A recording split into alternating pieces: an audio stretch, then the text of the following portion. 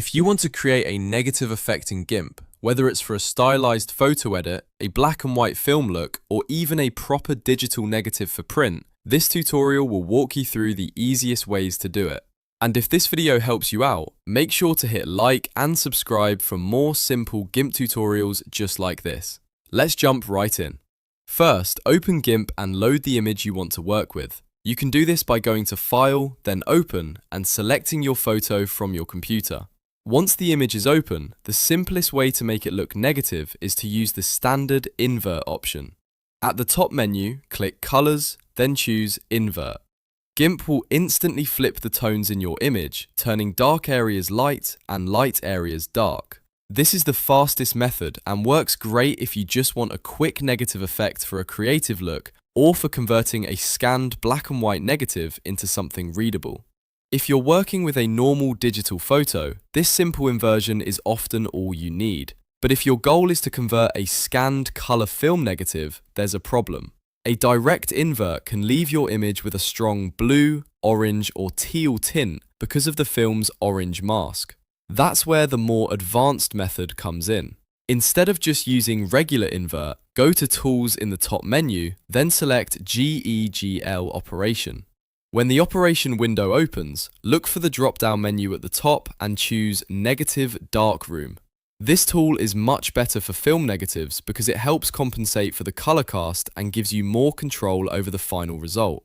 Once Negative Darkroom is selected, you can start adjusting the image using the available sliders. Focus on exposure and the color controls first.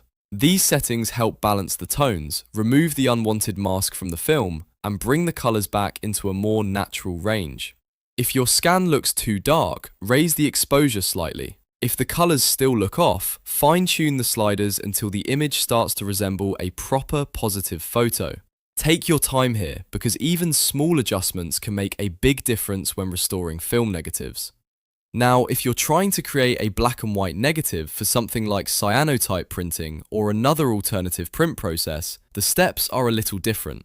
In that case, you'll want to remove the color information first. Go to Image, then Mode, and choose Grayscale. This strips away all color and leaves you with only black, white, and shades of gray. After that, go back to Colors and click Invert. This flips the tones and creates a true black and white negative.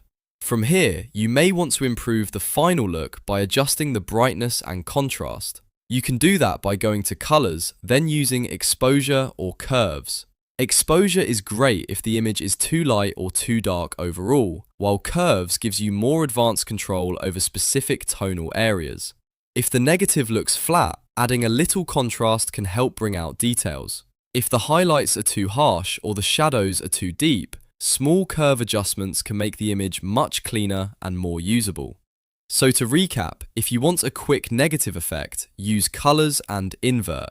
If you're editing scanned color film negatives, use Tools, GEGL operation, and Negative Darkroom for better color correction. And if you need a black and white negative for print, convert the image to grayscale first, then invert it and fine-tune the tones with exposure or curves. GIMP gives you a few different ways to create a negative depending on the type of image you're working with, and now you know exactly which method to use for each situation.